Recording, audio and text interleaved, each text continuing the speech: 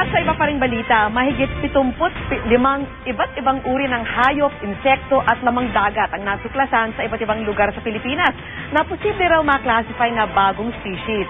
Gayunman, ayon sa mga siyentipiko, kailangan pa ng karagdagang pag-aaral kaugnay dyan. Saksi si Dano Tingpungko. Mga gagambang animoy may hiya sa katawan, iba't ibang klase ng mga starfish, sea urchin at crustacean, at mga makukulay na isda na may iba't ibang hugis. Ilan lang yan sa mga hayop, insekto at laman dagat na nadiskubre sa Pilipinas na posible raw maklasify na bagong species ayon sa mga siyentipiko ng California Academy of Sciences at UP Los Baños at UP Diliman. Isa sa mga hinalughog ay ang Taal Lake at iba pang lugar sa palibot ng Batangas kung saan nadiskubre ng mga siyentipiko sa pamumuno ni David Catania ng California Academy of Sciences at doon dumali ng National Museum of the Philippines ang samot-saring klase ng mga isda tulad ng juvenile singing catfish, Moorish idol, dragon sea moth at mga kakaibang klase ng pipefish. Bukod pa ito sa iba't ibang klase ng mga sea urchin, mollusk at corales na sa Batangas din natagpuan ng hiwalay na team.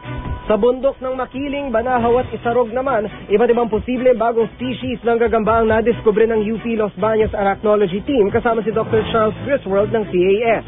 Agaw pansin na isa itong aakalain mong suros sa simula, pero gagamba pala. Meron din itong tinatawag na assassin spider na ang ginagawang hapunan ay kapwa gagamba. Nadiskubre naman ng team ni Dr. Ireneo Lit ng UP Los Baños ang iba't ibang uri ng mga insektong walking stick na posibleng bagong species din. May nadiskubre rin silang kamag-anak ng kuliglig na ito, pero mas maliit at may tunog na parang tumatawa. Pero paglilinaw ng mga siyentipiko, kailangan pa raw ng masusing pag-aaral para makumpirmang bago nga ang 75 o higit pang species na kanilang nadiskubre. The new species are things that have been there. We just haven't been looking carefully enough. The expedition is just the initial discovery aspect. The hard work comes then of really understanding what it is that we found.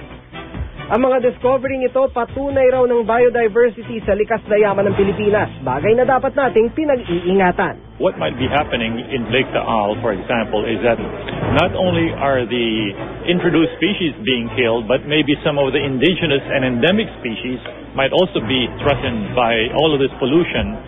Ako si Dano Tingpungko, ang inyong saksi.